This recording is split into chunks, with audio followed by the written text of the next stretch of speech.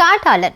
இந்த படத்தோட கதை என்னன்னா, வில்லன் சுனில் காட்டுக்குள்ள யானைகளை கொன்னு அதோட தந்தத்தை கடத்தி ஸ்ரீலங்காவுக்கு வித்துட்டு இருக்காரு. இதுக்காக அங்க இருக்க பழங்குடி மக்களை அடிமைப்படுத்தி கொடூரமா சித்திரவதை செஞ்சு வேலை வாங்குறாரு. ஹீரோ ஆண்டனி வில்லன் சுனில் கிட்ட வேலை பார்க்கறாரு. இவங்களை எப்படியாச்சும் புடிச்சணும்னு போலீஸ் அதிகாரி ஹரிசங்கர் முயற்சி பண்றாரு.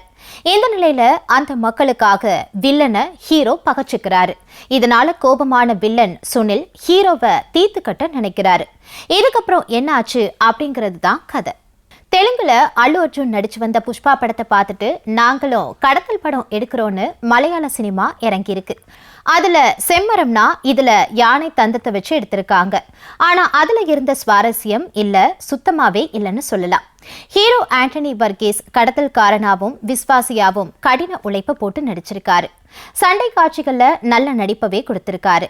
வில்லன் சுனில் வழக்கமான நடிப்பை கொடுத்திருக்காரு. மற்றொரு வில்லன் கபீர் சிங் நடிப்பும் ஓகே ரகம்னே சொல்லலாம்.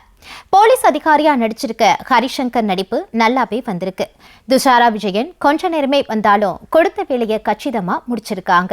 ரவி பஸ்ரூரோட பின்னணி இசை ஓரளவு படத்துக்கு உதவியா இருக்கு.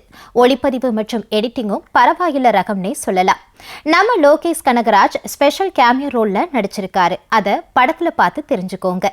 கதையாவும் திரைக்கதையாவும் எந்த ஒரு சுவாரஸ்யமும் விறுவிறுப்பும் இல்லாததால படத்தோட ஆடியன்ஸுக்கு ஒன்று இருக்க முடியல. மலையாள சினிமா நிறைய நல்ல படங்களை கொடுத்துட்டு இருக்கு. ஆனா இது மாதிரியான முயற்சி அவங்களுக்கு தேவையா அப்படிங்கறதே ஆடியன்ஸோட ஒரே கேள்வியா இருக்கு. மொத்தத்துல காட்டாளன் ஒரு பலவீனம்னே சொல்லலாம்.